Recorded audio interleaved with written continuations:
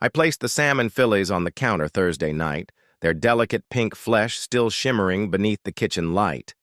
I seasoned them as usual, squeezed half a lemon over the top, and softly rubbed them with olive oil, salt, pepper, and a hint of smoky paprika. It was a ritual we used to share when we were feeling joyful. I steamed the jasmine rice in a bamboo basket, watching the grains bloom into fluffy clouds. Chopped bell peppers, zucchini, and carrots were spread carefully on the roasting pan. A drizzle of olive oil, a sprinkle of rosemary. I slipped them into the oven, ensuring their edges would brown to perfection. Every step felt like a prayer. I hoped that something as basic as dinner could help close the growing distance. When I reached the table, the one Sienna and I had bought 6 years ago, its oak surface felt 100 miles smooth. We'd had conversations here late at night, early Sunday mornings. I noticed the flicker of candlelight dancing on the walls. Brass holders, a gift from our first anniversary. The salmon sat nestled in their glow. I plated everything carefully. The vegetables were glowing, muted orange and green like embers in a dying fire. I stepped back, admiring the symmetry, as if beauty alone could win her back. Across from me, Sienna sat slumped in the high-back chair.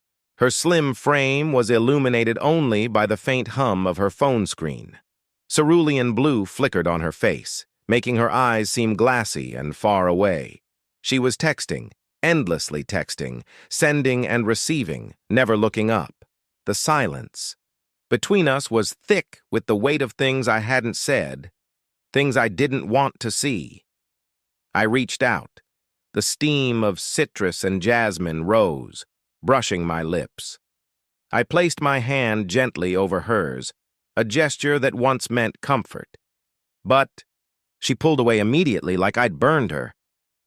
"Don't touch me tonight," she said, her voice low and hollow. No anger, just weariness. My chest tightened, my heart slowed. Her voice wasn't filled with rage or pain, only apathy. And that hurt more than anything. Indifference, the absence of feeling, the silence that echoes louder than any fight. I looked at her, pale in the screen light, shadows from her lashes on her cheekbones, lips slightly parted, the same lips that had once curled in laughter at my dumb jokes. I used to brush hair behind her ear.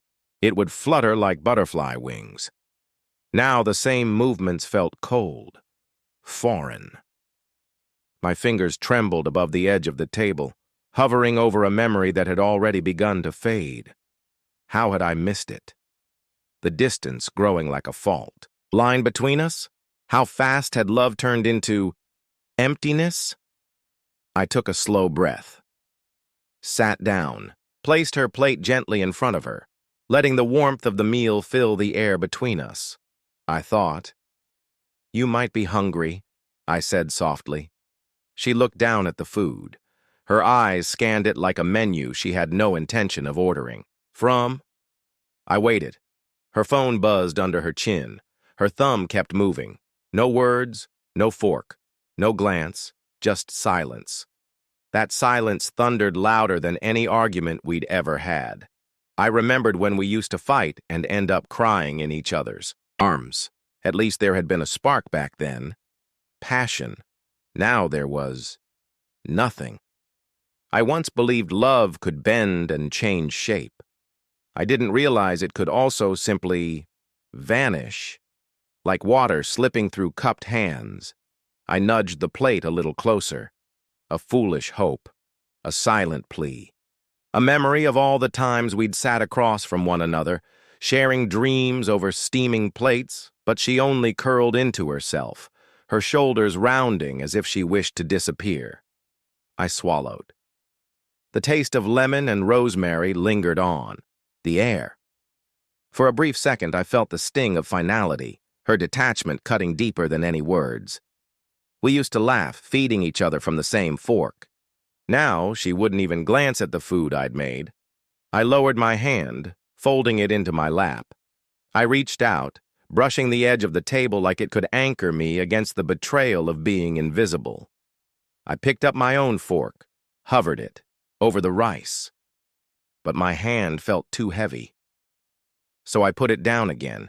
The candles flickered, and I knew I was alone at this table, alone in the life we built together. The only sound was the quiet hum of the extractor fan. I looked up, met her face. "Sienna," I whispered, a name more like a prayer. No response. "Sienna." I tried again, barely louder than the first. Still nothing. Her eyes never lifted. Her silence was a reply I hadn't wanted, but had expected. She had already left. Only I remained, searching, through the ruins.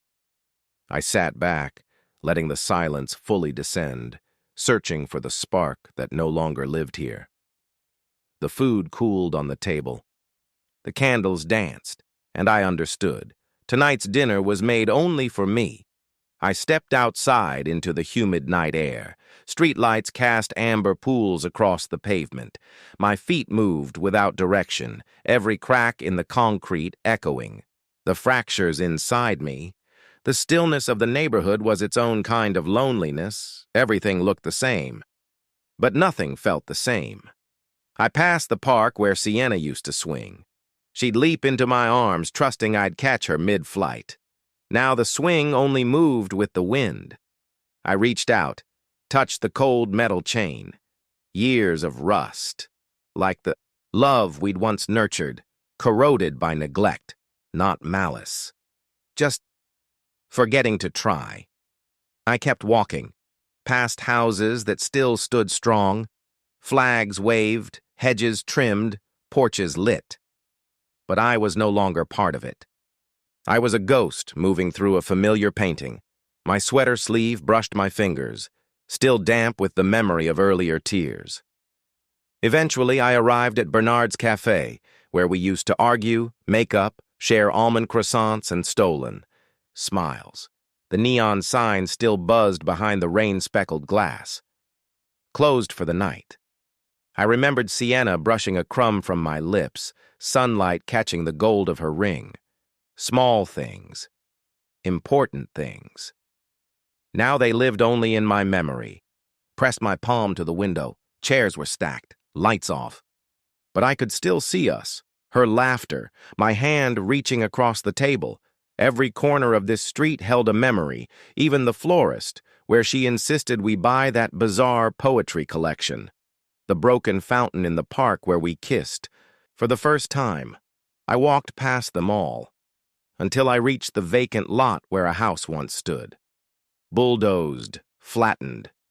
Just dust and rebar now, a metaphor.